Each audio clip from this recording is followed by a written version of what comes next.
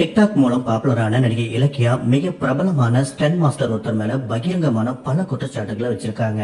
தற்போது இன்ஸ்டாகிராம்ல பாப்புலரா இருக்கிற இலக்கியா சமீபத்துல தான் சொந்த வீடு கட்டி கிரகப்பிரவேசம் பண்ணியிருந்தாங்க. அப்போ அவங்க ஷேர் பண்ணியிருந்த கிரகப்பிரவேச பிக்சர்ஸ் எல்லாம் பார்த்துட்டு ரசிகர்கள் அவங்களுக்கு வாழ்த்து சொல்லியிருந்தாங்க. சாதாரண குடும்பத்துல பிறந்த இலக்கியா பெரிய நடிகை ஆகணும் அப்படிங்கிற கனவோட ஊரை விட்டு ஓடி வந்திருக்காங்க. அவங்க பெரிய அளவுல படிக்காததால ஆரம்பத்துல காட்டன் மில்ல ஒர்க் பண்ணிட்டு இருந்திருக்காங்க. தொடர்ந்து சோசியல் மீடியாவில் பாப்புலர் ஆயிட்டதால தன்னுடைய வசீகரமான அழகை வச்சு சினிமாவில் நடிகை ஆகிடலாம் அப்படின்னு முடிவு பண்ணி வாய்ப்பு தேடி அலைஞ்சப்ப பலரும் இவங்களை நம்ப வச்சு ஏமாத்திட்டு தான் அவங்க சொல்லியிருந்தாங்க. நீ சுடத்தான் வந்தியா அப்படிங்கிற படத்துல நடிச்சாங்க. ஆனா அந்த படம் ரிலீஸ் ஆச்சா இல்லையா அப்படிங்கிறது கூட தெரியல. பட வாய்ப்பு தேடி போனா படுக்கைக்கு கூப்பிடுறதால சினிமாவே வேண்டாம் அப்படின்னு முழுக்க போட்டுட்டு இன்ஸ்டாகிராம்ல ஹாட்டான ரீல்ஸ் எல்லாம் போட்டுட்டு இருந்தாங்க. அதுவும் கடந்த சில மாதங்களா கவர்ச்சியில இருந்து விலகி ஆன்மீகம், கோயிலுக்கு போறது அப்படின்னு நிறைய மாற்றங்களை அவங்க பண்ணியிருக்காங்க.